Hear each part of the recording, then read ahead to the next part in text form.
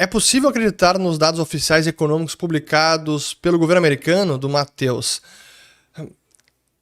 Qualquer estatística oficial precisa ser verificada e a desconfiança ela é salutar, porque estatísticas oficiais muitas vezes servem os propósitos de propaganda do próprio governo, seja ele da China, seja dos Estados Unidos ou do Brasil.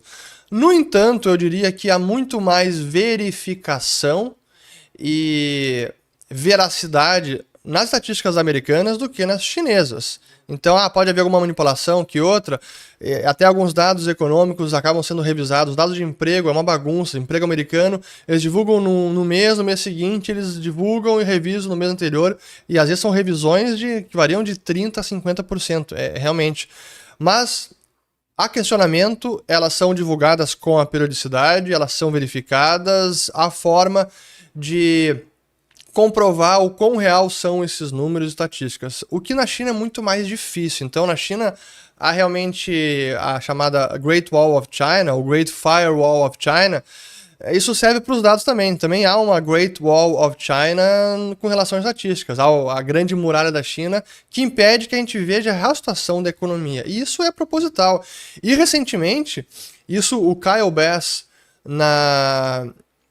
no discurso que ele fez no Hudson Institute, que eu até fiz um vídeo sobre isso, ele mencionou vários dados estatísticos, tabelas que não estão mais sendo divulgadas pela China. Então, cara, é complicado. O resultado publicado pela Goldman Sachs mostra um crash inevitável na economia americana? Não mostra um crash inevitável.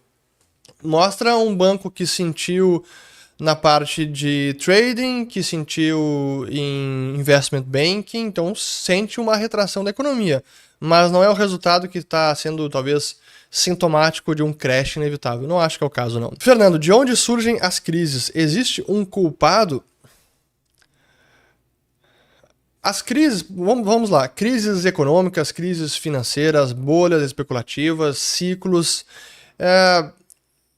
Elas ocorrem naturalmente pela ciclicalidade da economia, pela tomada de risco, às vezes em excesso, por inovações tecnológicas que trazem entusiasmo, empolgação e os investidores, empresários baixam a guarda, acabam sendo menos prudentes e se arriscam demais, investem em demasia. Então os ciclos e crises acabam ocorrendo naturalmente.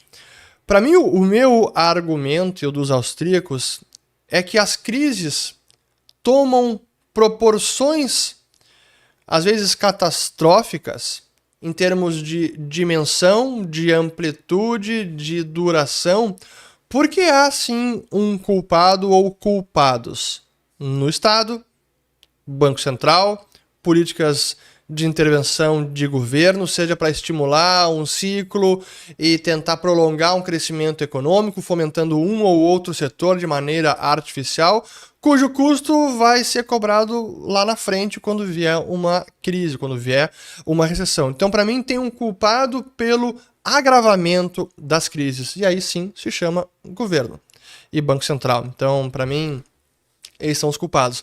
Mas não é a ganância. A ganância existe desde sempre. Desde que o homem é homem, a ganância existe. Então, culpar agora foi a ganância.